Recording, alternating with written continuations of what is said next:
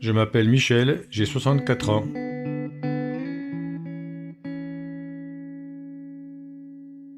Tout a commencé en mars 2017, suite à une visite de routine chez mon médecin pour ma tension, une perte de poids inhabituelle l'alerte et il décide de me prescrire une batterie d'examens.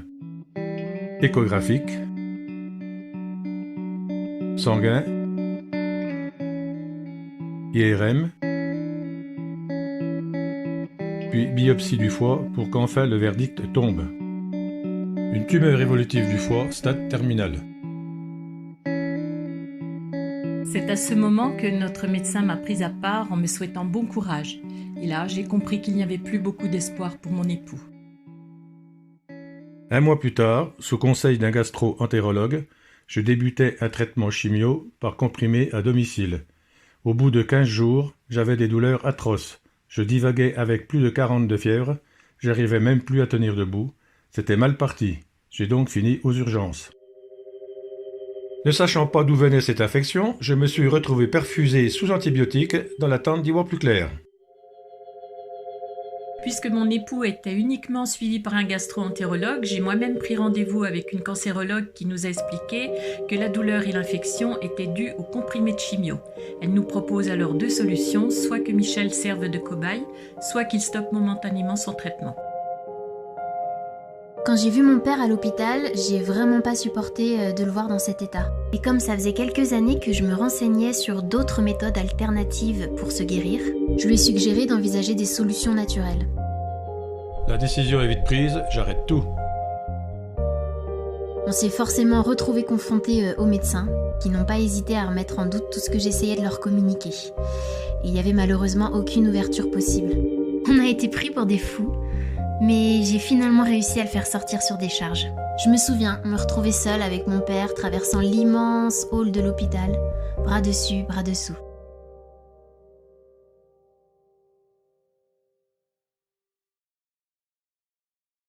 Laura m'a proposé d'appeler Laurence, la thérapeute que j'avais rencontrée lors de mon premier diagnostic. Elle m'a conseillé 5 huiles essentielles pour contrer l'infection.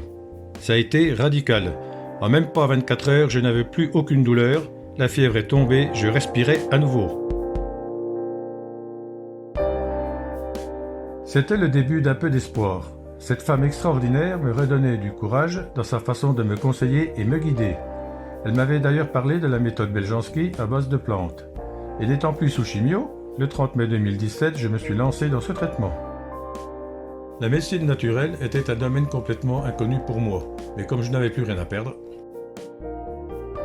à cette période, les marqueurs du cancer, qu'on appelle AFP, étaient à 250 413 unités pour une norme à 7,4. Mon fils Larry, qui suit attentivement les vidéos de Thierry Casasnovas, avait longuement expliqué les bienfaits des jus à l'extracteur. Faut dire que j'en avais passé des heures sur les vidéos de Thierry. C'était comme une évidence pour moi que les jus de betterave pouvaient considérablement améliorer le terrain physiologique de mon père, et en particulier régénérer son foie.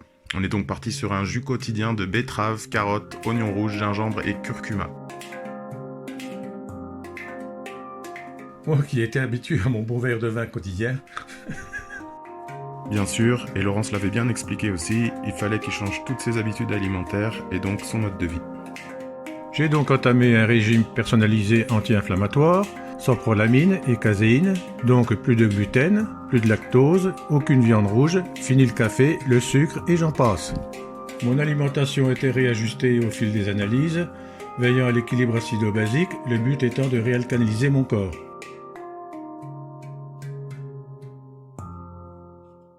Mes journées se résumaient à un test de pH, une douzaine de gélules Beljanski, avec des jus spécifiques adaptés à chaque situation et une alimentation répondant à mes besoins vitaux.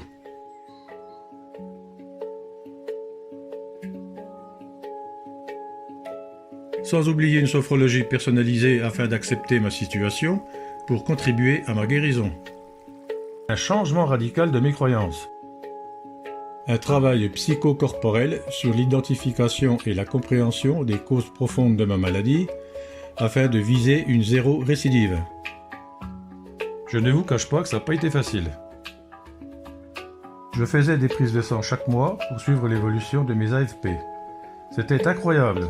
En seulement 3 mois, ils ont passé de 250 413 à 635 et continuaient de diminuer tous les mois. Mais le combat n'était pas fini. Je me suis retrouvé avec un ventre énorme, lourd et dur, rempli d'acide maligne. Le médecin n'avait qu'une option à lui proposer, le ponctionner, et cela à vie. C'était effrayant et on voulait à tout prix y échapper. Nous avons demandé l'avis de Laurence, qui était devenue notre référence de confiance et qui nous a suggéré un jus spécifique associé à un simple diurétique. Qui l'eût cru ? Quel miracle! En quelques semaines, j'avais éliminé toute l'acide. Encore une bataille de gagner. Il y a eu des hauts, mais aussi beaucoup de bas. Il m'a fallu du courage et une forte volonté, car malgré le soutien de mon entourage, personne ne pouvait le faire à ma place.